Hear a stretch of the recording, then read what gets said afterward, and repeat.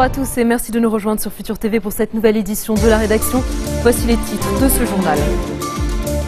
Le patriarche maronite accuse les députés libanais de violer la Constitution en faisant durer le vide présidentiel. Une paralysie qui sert des intérêts personnels et étrangers, selon lui. Les relations bilatérales entre Beyrouth et Paris et l'aide militaire franco-saoudienne à l'armée libanaise au cœur de l'entretien entre Gebran Bassil et Patrice Paoli. Nucléaire iranien, reprise des négociations entre Washington et Téhéran. Barack Obama estime qu'il y a encore un fossé important entre les deux pays, mais reste optimiste. Et à suivre également dans cette édition, on ira au Nigeria, où un attentat suicide fait près d'une cinquantaine de morts dans une école du nord-est du pays. Le groupe islamiste Boko Haram est soupçonné d'en être responsable. Le patriarche maronite a accusé les députés libanais de faire perdurer la vacance à la présidence et empêcher la tenue des législatives. S'exprimant à l'ouverture d'une conférence des prélats catholiques, Marchal al-Rahi a estimé que les responsables violent la Constitution en se répartissant les services publics sur une base confessionnelle. Selon lui, les députés paralysent la présidentielle pour servir des intérêts personnels et étrangers. Les responsables politiques sont même incapables, selon lui, d'assurer des emplois aux Libanais. Le chef de l'église maronite a enfin appelé l'État à protéger la famille au Liban et à lui assurer ses besoins dans tous les domaines. Michel Aoun estime que le but de la prorogation du mandat du Parlement est d'éviter un changement de majorité à l'Assemblée et donc de contrôler le résultat de la présidentielle. Le chef du courant patriotique libre a ainsi accusé le 14 mars de rejeter les législatives parce qu'il craint leur résultat. Il a par ailleurs révélé que les discussions avec le courant du futur sur la présidentielle ont été suspendues parce que le ministre saoudien des Affaires étrangères aurait mis un veto sur son nom, selon lui. Je vous l'annonçais en titre, le ministre des Affaires étrangères, Gebran Bassil, a reçu l'ambassadeur de France au Liban ce matin au Palais Boustros. Au cœur de leur entretien, les relations bilatérales entre Beyrouth et Paris et l'aide militaire franco-saoudienne à l'armée libanaise. On écoute Patrice Paoli. Pour évoquer avec lui d'abord les relations entre la France et le Liban, bien entendu, et la meilleure façon dont la France peut aujourd'hui aider le Liban dans les situations qu'on connaît, comment on peut l'aider sur le plan international, comment on peut l'aider en tant que membre permanent du Conseil de sécurité, comment on peut l'aider en tant que membre de l'Union européenne, bref, dans toutes les manifestations aujourd'hui de l'aide, de la solidarité avec le Liban. Donc c'est ça que j'ai discuté avec M. Bassil. Je l'ai informé de la signature de l'accord la semaine dernière. Je l'ai informé, il le savait, mais je l'avais déjà eu au téléphone, mais je lui ai dit de vive voix. Donc nous marchons, nous avançons et je vais maintenant voir le commandant en chef des forces armées, le général Jean Ahwadji, pour évoquer la façon dont on avance. Éternel, c'est ainsi que Samir Jaja a qualifié ses relations avec le courant du futur de Saad Hariri.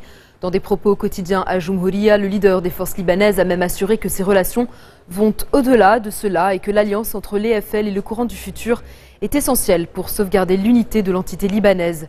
Il a appelé Hariri à ne pas revenir sur sa demande d'un retrait du Hezbollah des combats en Syrie. Walid Jumblat appelle les Druzes à rompre tout lien avec le régime Assad et à engager un processus de réconciliation avec les rebelles syriens. Dans un éditorial hebdomadaire dans le journal Al-Anba, le leader druze explique que les événements en Syrie prouvent que les objectifs du régime sont de monter les régions et les confessions les unes contre les autres pour faire durer la crise et se maintenir en place. Pour le chef du Parti socialiste progressiste, il est clair que Damas ne se soucie pas des communautés et n'hésite pas à les utiliser et à les entraîner dans une guerre d'usure pour renforcer son emprise sur ce qui reste du territoire syrien.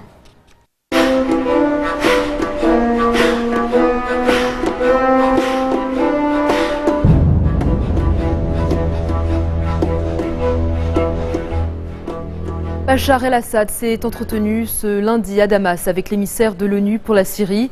À l'ordre du jour, l'initiative de Staffan de Mistura sur le gel des combats à Alep, deuxième ville du pays. Une initiative qui mérite d'être étudiée selon le président syrien qui dit vouloir travailler dessus pour établir la sécurité à Alep.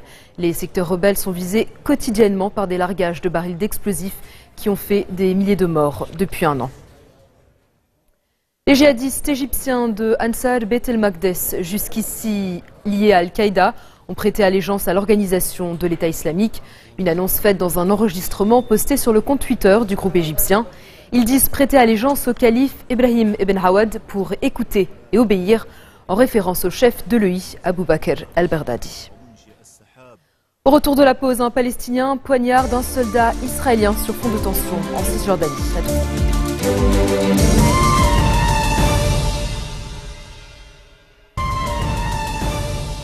Retour sur le plateau de l'info du 1640. Un Palestinien a poignardé un soldat israélien à Tel Aviv, le blessant très grièvement avant d'être arrêté. Une agression qui survient sur fond de tension aussi bien à Jérusalem-Est qu'au sein de la communauté arabe israélienne.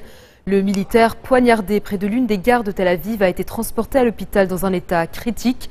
Le Palestinien s'est enfoui après l'attaque et s'est réfugié dans un bâtiment au 4e étage où les policiers l'ont ensuite arrêté. Selon la police, l'agresseur est originaire de la région de Naplouse, dans le nord de la Cisjordanie occupée. Il séjournait illégalement sur le territoire israélien. Les États-Unis et l'Iran ont repris leurs négociations sur le dossier du nucléaire iranien à Mascate. Objectif, parvenir à un accord avant la date butoir du 24 novembre.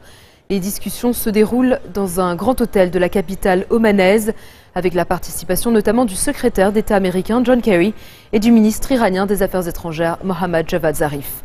Hier, Barack Obama a déclaré qu'il y a encore un fossé important entre les deux pays sur la question du nucléaire, mais qu'il reste optimiste sur une issue d'ici au 24 novembre. Journée sanglante au Nigeria, un attentat suicide a fait au moins 47 morts et 80 blessés dans un collège du nord-est du pays. La plupart des victimes sont des adolescents. Selon la police, un kamikaze s'est fait exploser ce matin alors que les élèves étaient rassemblés avant le début des cours. Ce massacre a été attribué au groupe islamiste radical Boko Haram qui a fait du système scolaire une de ses cibles privilégiées. 3 États du Nigeria, dont celui de Yobe où s'est produit l'attaque, sont placés sous loi martiale pour faire face à l'insurrection de ce groupe qui a fait plus de 10 000 morts en 5 ans. Et tout de suite, c'est l'interview du jour. Zaï Haddad, bonjour, merci d'être avec nous. Vous êtes au Liban dans le cadre du Salon du livre francophone de Beyrouth. Vous êtes là pour présenter votre premier livre, Au bonheur de Yahya, paru aux éditions Tamiras. Vous êtes d'origine libanaise, vous avez grandi au Liban, vous avez quitté le Liban en 1975 pendant la guerre civile avec votre famille pour vous établir en Suisse. Vous êtes revenu, vous avez fait des allers-retours. En 2011, vous décidez de prendre une année sabbatique et de venir vous installer pendant un an au Liban. Pourquoi ? Pourquoi ? Parce que j'avais ce besoin qui était là depuis très longtemps, depuis une quinzaine d'années déjà. J'avais besoin de revenir sur mes origines, de comprendre d'où je venais, probablement pour être mieux en Suisse, où je vis depuis effectivement 1970 en fait. Donc vraiment comprendre d'où je viens et finalement pour savoir où je vais aussi. Donc je suis revenu effectivement et puis j'ai commencé à reprendre tout le trajet d'une famille libanaise à travers le XXe siècle. Alors justement, c'est un livre qui nous emmène en voyage à la découverte de vos ancêtres, de vos racines. Est-ce que c'est en quelque sorte aussi un livre thérapeutique qui vous a permis d'en découvrir plus sur vous-même ? Je crois effectivement, ça permet de poser un certain nombre de choses, de les écrire pour pouvoir mieux les assimiler. Ensuite, le côté thérapeutique, je pense que si thérapie devait y avoir, elle commencerait probablement au moment où on termine le livre. Donc je crois que l'écriture c'est une étape, la thérapie entre guillemets viendrait après. Mais c'est certainement quelque chose de bénéfique puisque ça permet vraiment de se poser et de savoir qui on est. En lisant le livre, on comprend l'importance que vous portez aux liens de famille, aux valeurs, aux traditions. Est-ce que c'est quelque chose qui se perd ça aujourd'hui au Liban ? Je ne pense pas au Liban. Enfin, c'est difficile pour moi de répondre à cette question vivant en Suisse. En Suisse, je pense que ça s'est perdu. En Europe, probablement, ça se perd. Le Liban arrive encore à maintenir des relations familiales assez étroites qui sont effectivement très importantes pour moi. Je pense que c'est vraiment la base. On a besoin de ça. Et je trouve ça juste magnifique de pouvoir vivre en noyau ici au Liban. C'est quelque chose de très important, effectivement, pour moi. Alors, chose assez particulière pour une autobiographie, votre livre est parsemé de recettes de votre mère, des recettes qui vous rappellent votre enfance, qui ramènent des souvenirs. Pourquoi avoir voulu inclure ces recettes? Est-ce que c'est parce que tout se passe autour d'une table au Liban, autour d'un repas? Probablement. Probablement. La gastronomie libanaise, déjà, est connue internationalement. Quand on dit je suis libanais d'origine, on dit ah, j'adore le hummus, j'adore ci et ça, le taboulé. Donc, il y a une universalité de cette cuisine et probablement que c'est quelque chose c'est un lien social très important. On se réunit, on se retrouve autour de la table. Donc je pense que c'est effectivement très important.